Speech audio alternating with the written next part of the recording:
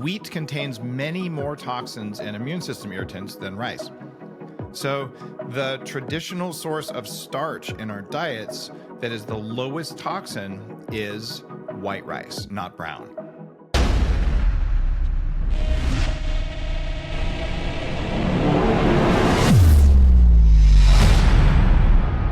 Hey guys, today we have a very special guest with us. He is none other than Dave Asprey, the father of biohacking. He's not just a pioneer, he's the reason so many of us even know what biohacking is.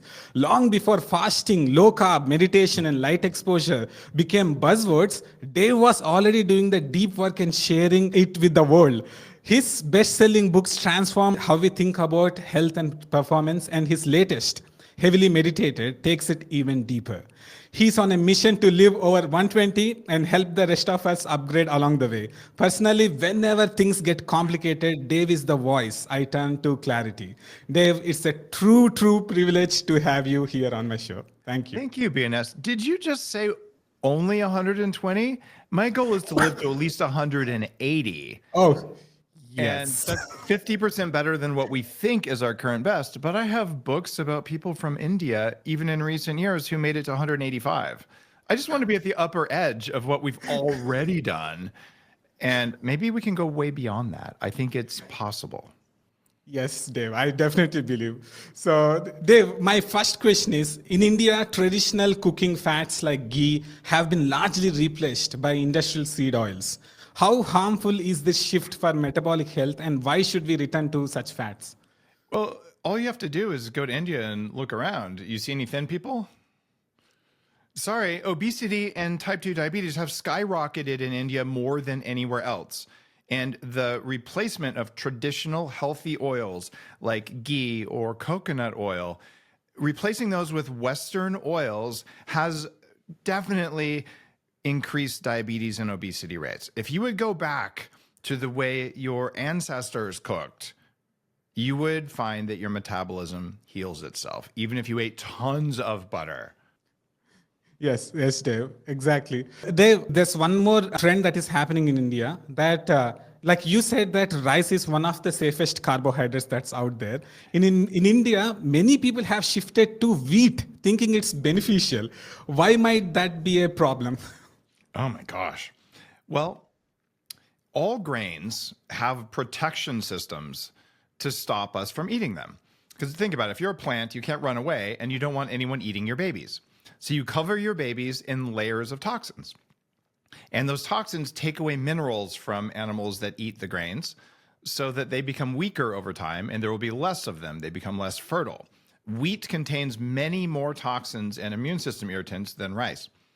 So the traditional source of starch in our diets that is the lowest toxin is white rice, not brown. And I think most people know you eat brown rice, you get bloating, you get gas, you get an upset stomach. But then some American guy in the 1970s said, there's more fiber in brown rice. There's way more arsenic. There's way more irritants of the gut.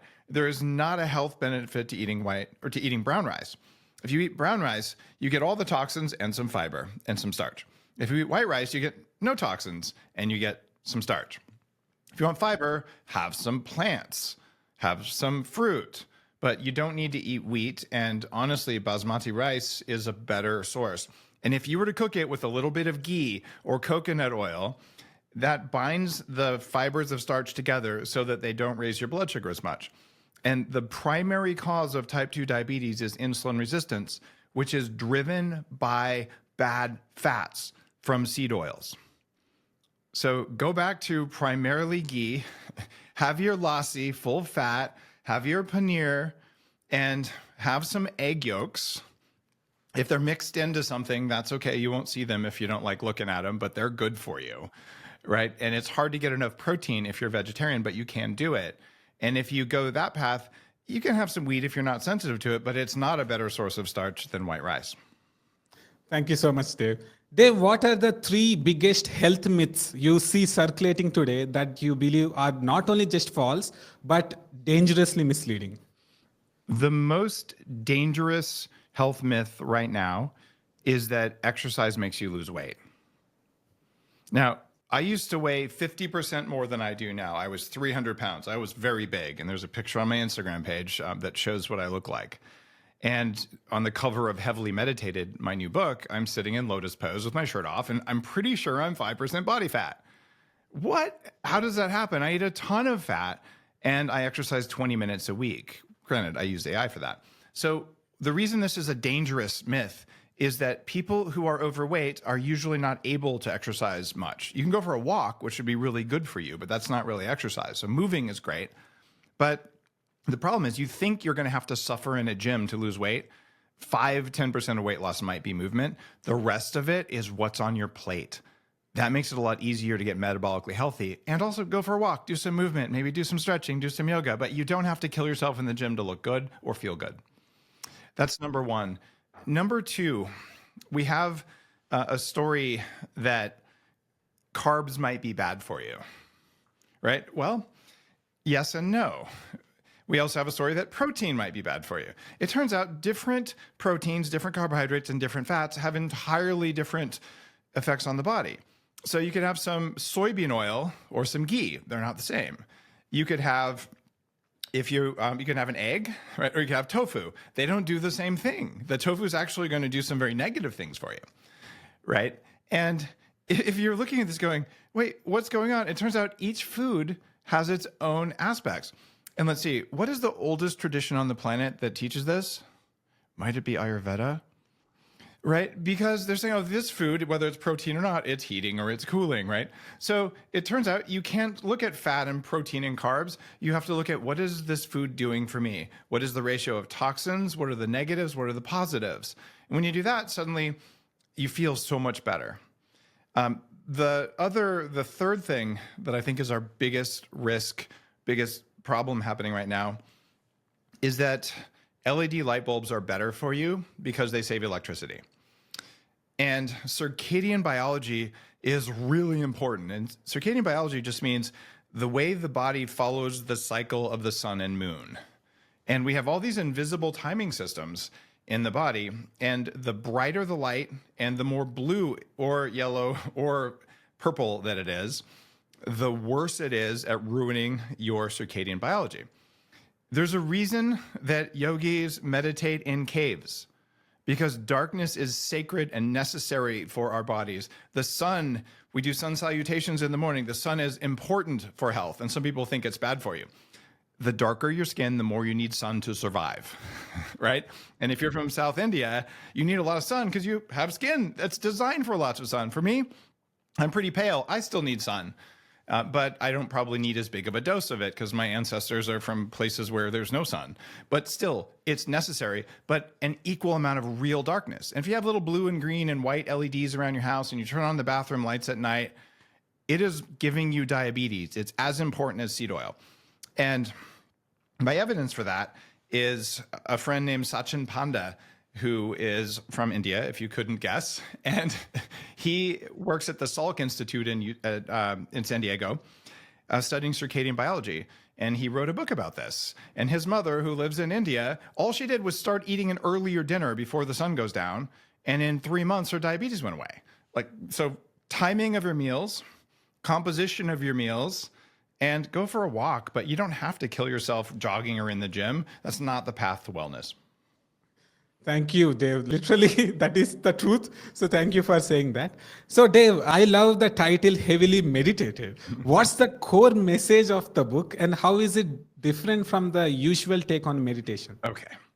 There are 100,000 meditation books, and some of them go back 2,000 years. They're probably rolled up in scrolls somewhere in India, right? So it's not like the world needs another meditation book.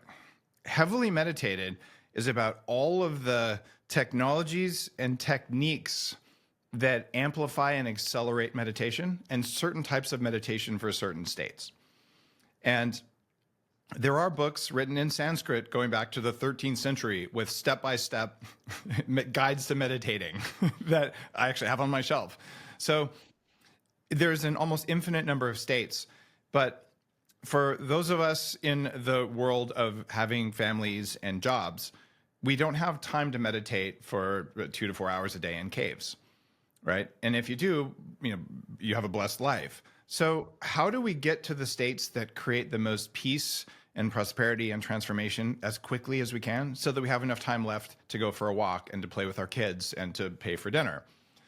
And what this includes is newer technologies like neurofeedback and a new type of meditation called the reset process that I've been working on for more than 10 years. And it has elements from many different lineages, including the learnings I've done around the world with different elders and masters, and things that are new because we measure brainwaves to see what works. And it's a step-by-step, 8-step process for permanently removing something that pushes your buttons.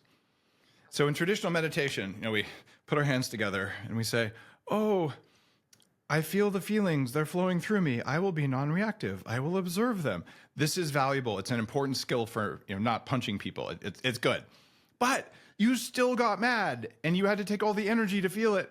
What if there was a meditation that let you go in and edit the settings in your nervous system so that it's like turning off the alerts in your phone?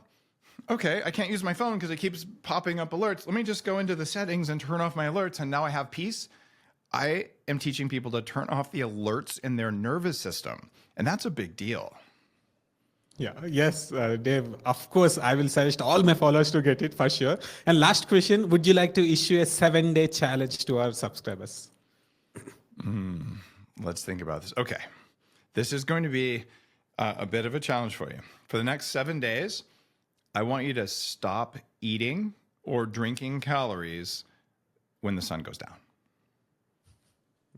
That's fantastic and very, very powerful.